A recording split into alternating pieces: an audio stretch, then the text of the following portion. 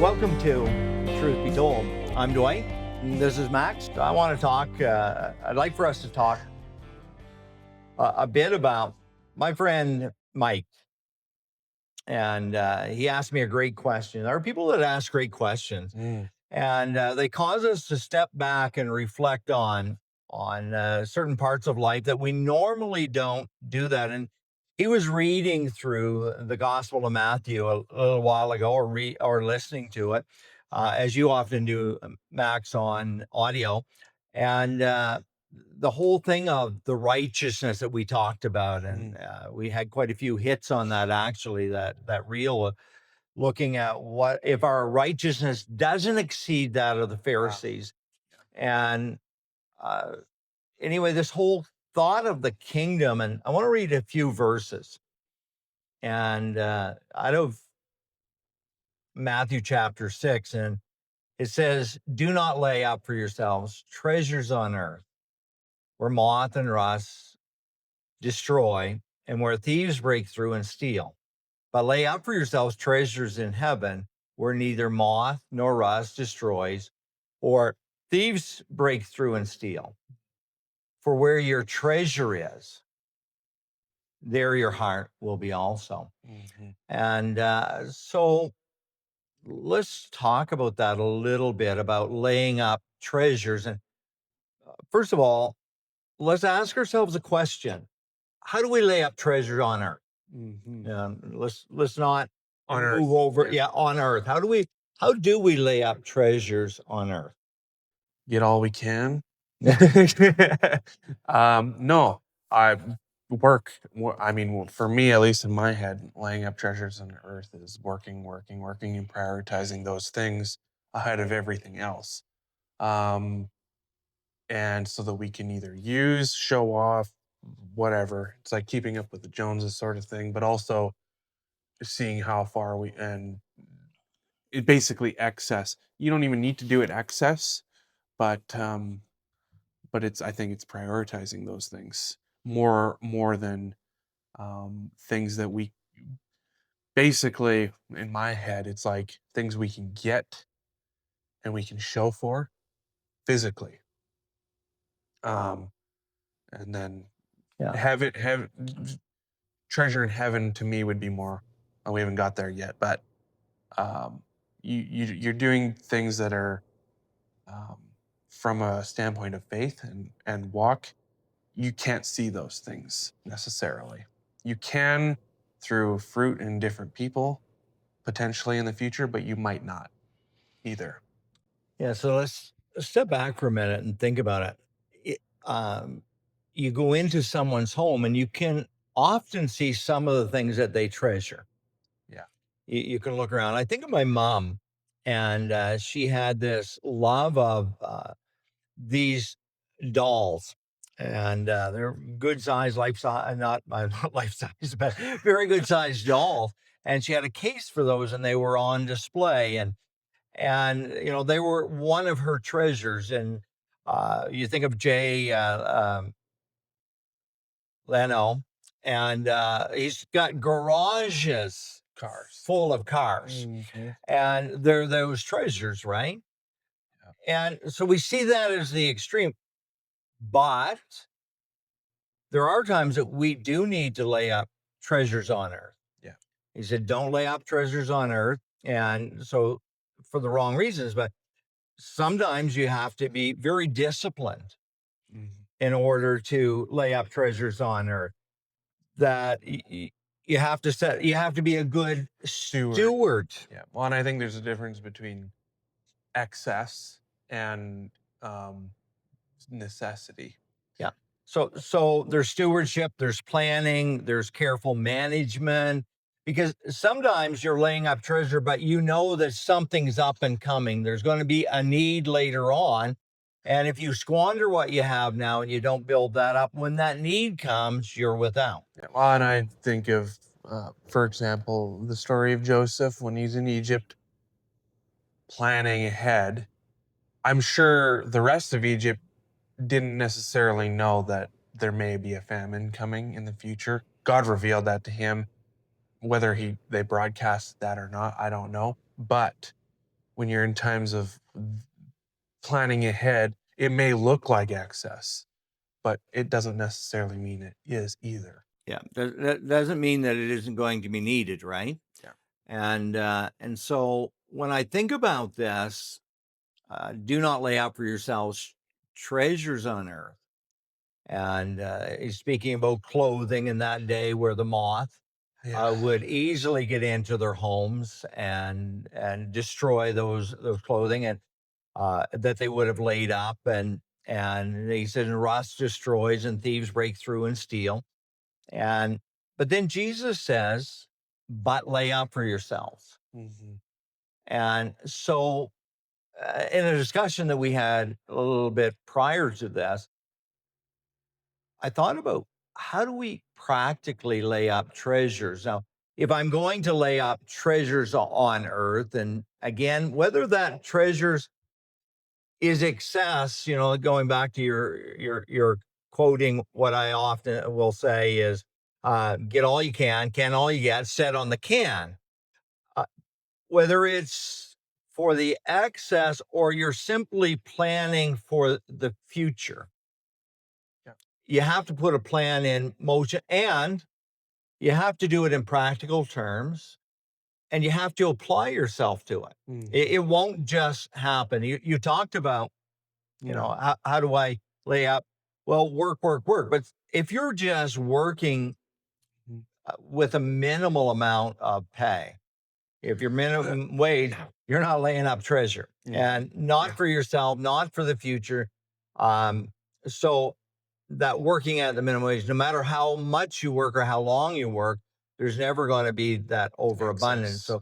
So how do we do it?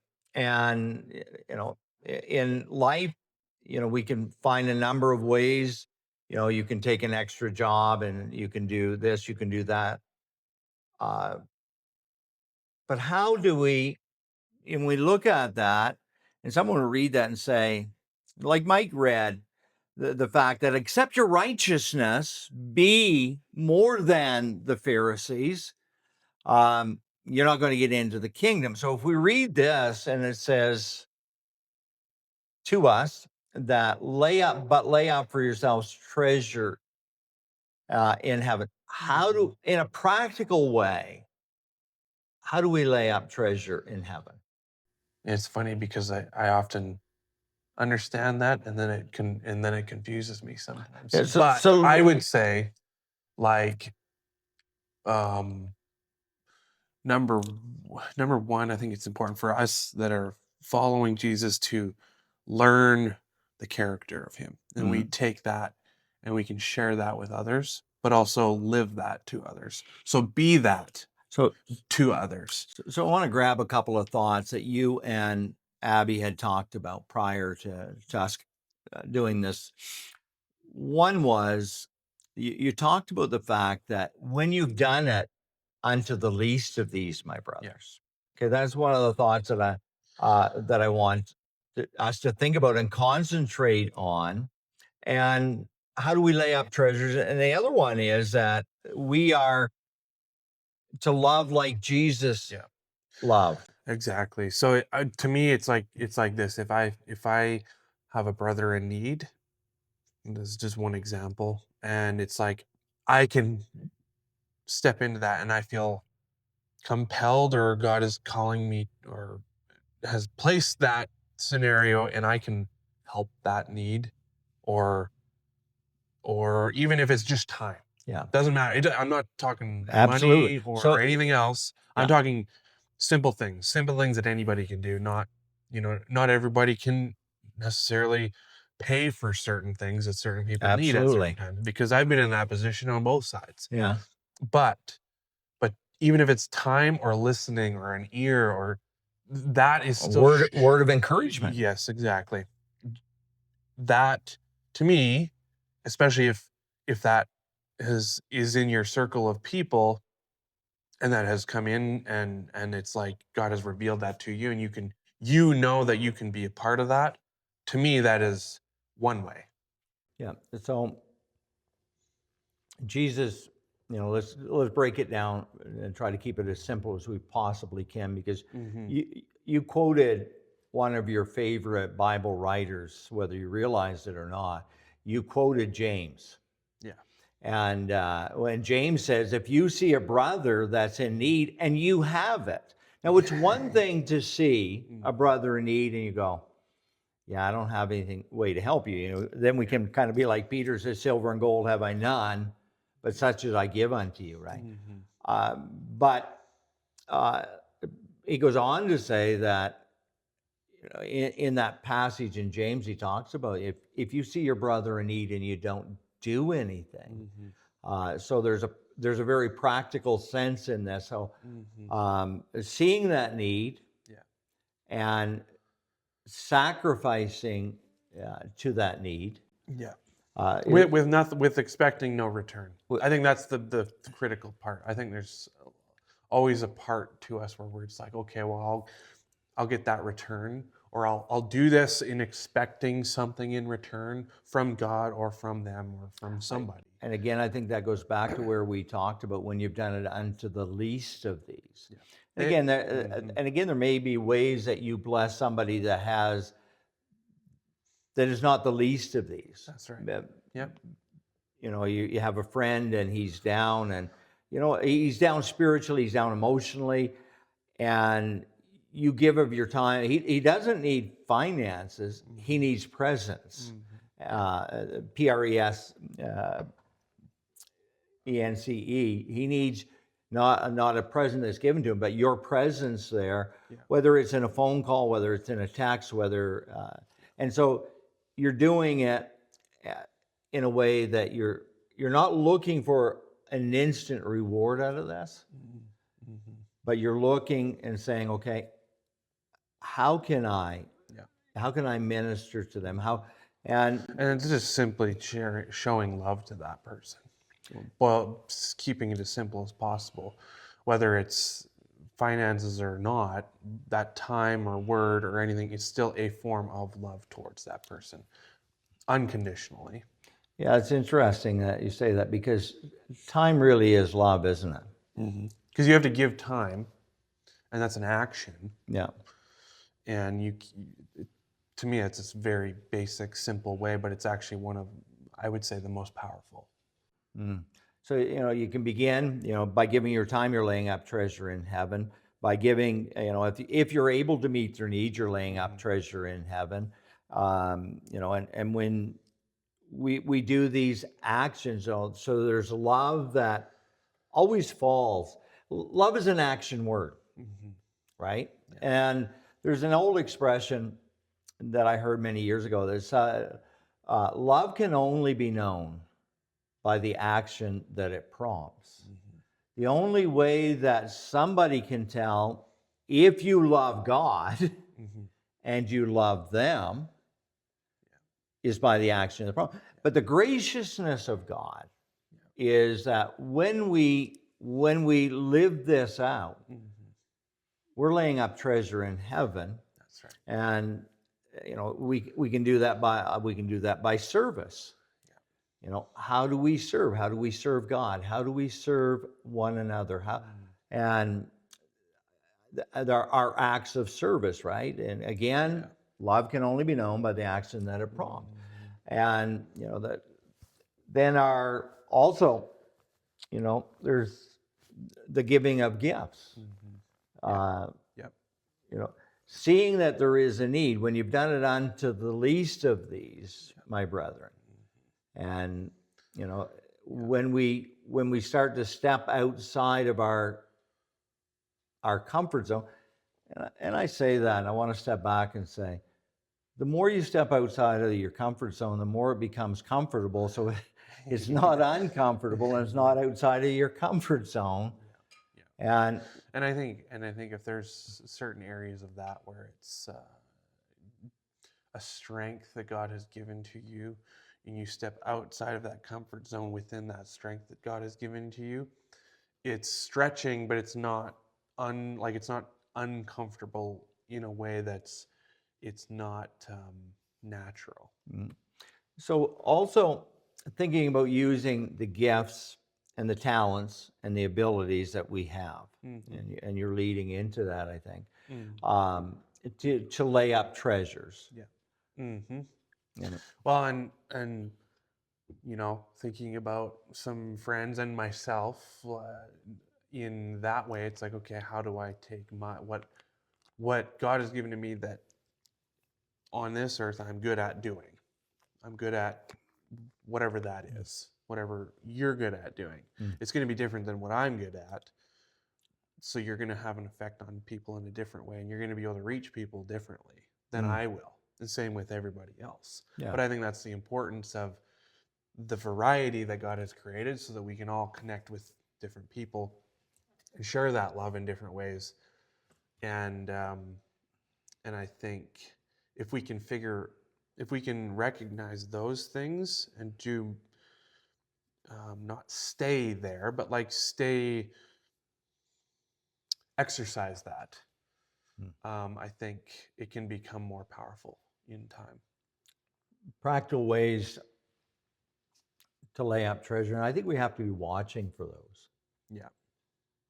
You know, Yes, I think we have to be open to them. and we have to be watching for God in the moment. I think that it begins every day with saying, God, here's my life. I'm offering it to you as a living sacrifice. And God, help my eyes to be open that I can see what you're doing around me. And then I can join you in that with the way that you've created me, with the gifts and the talents and the ability and the finances and the opportunities. It's a complete package. Yeah. And we're offering all of that to him. And just to end with that, where our treasure is, our heart will be also. So our heart, if our heart is open and we're saying, God, basically, where can I be of use to you in today? Yeah, let me grab that, because that's a powerful thought. I don't know if you know how powerful what you've just said is, in the fact that when I give you something that I treasure, whether that's my time or whether that's my finances, my heart, you know, think about the thought of how your heart feels. After you've shared with somebody out of your treasures, you walk away and there's a fullness in that, isn't there? You know, where it's not an emptying. No. It's a filling. But I think when we are open and we're giving our heart to somebody else, and that's loving somebody. It's laying that treasure up, which we cannot physically see or feel or touch, and we're not gaining anything.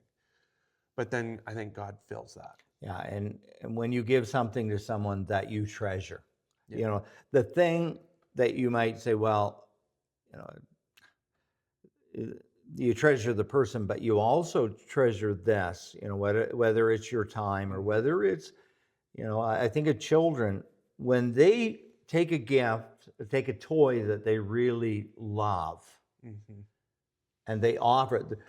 There's a pain in it, and there's a joy in it, right? And so that is with us, and so that laying up treasure, and we can be thankful that God is the one that keeps count of that treasure. It's the bank in heaven, and God is keeping. And there's a verse in Hebrews I want to close with, is that God is not unrighteous or unjust, that he forgets our work and labor of love. And so God's keeping track of that. And so thank you for joining us on Truth Be Told. And we pray that you think about, and we think about every day, laying up treasure. And that's really that compounding of that. As we give ourselves to God and we lay up treasure in heaven.